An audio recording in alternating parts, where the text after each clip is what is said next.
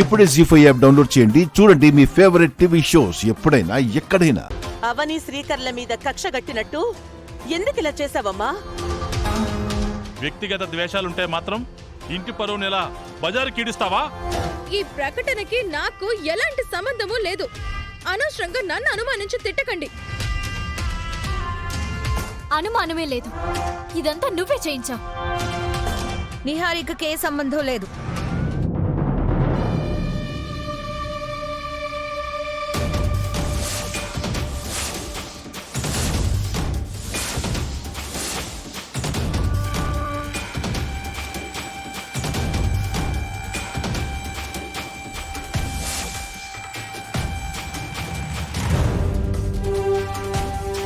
పేపర్లో పెళ్లి న్యూస్ వేయించింది నేను.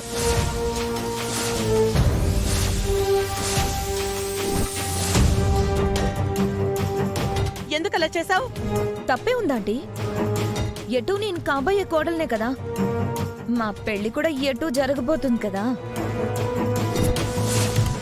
ఇప్పుడు కాబట్టి చిన్న ప్రకటన వేయించాను. అదే పెళ్లికి ముందు రోజు, పెళ్లి రోజు అయితే మెయిన్ ఎడిషన్ మొత్తం వేయిస్తాను.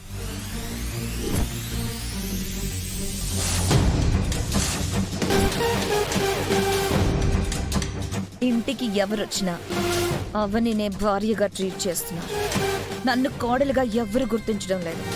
అందుకే ఇలా చేయాల్సి వచ్చింది. మీకందరూ ఫోన్ చేస్తున్నారని మీరు ఇబ్బంది పడుతున్నారు.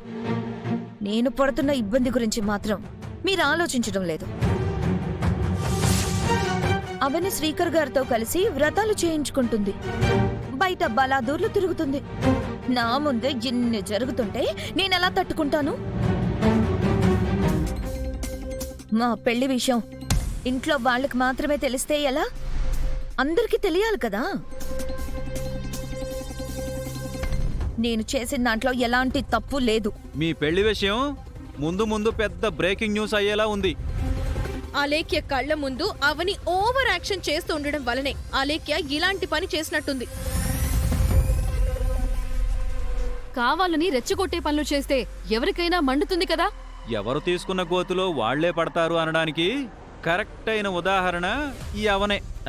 ఈరోజు పేపర్లో వచ్చిందని మీరందరూ తెగ ఇబ్బంది పడుతున్నారు. 4 రోజుల తర్వాతైనా ఈ విషయం సోషల్ మీడియాలో చక్కర్లు కొట్టాల్సిందే కదమ్మా. అప్పుడు మాత్రం ఆపగలరా? అలెక్కిని నిలదీయగలరా?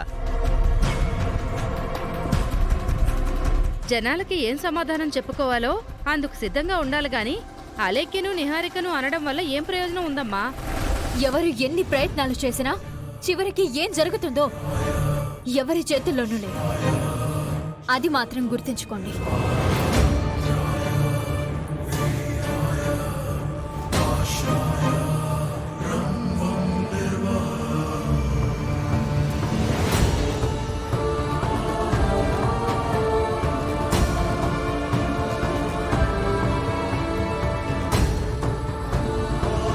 జీ5 యాప్ డౌన్లోడ్ చేసి అన్ని ఎపిసోడ్స్ పూర్తి ఉచితంగా చూడండి.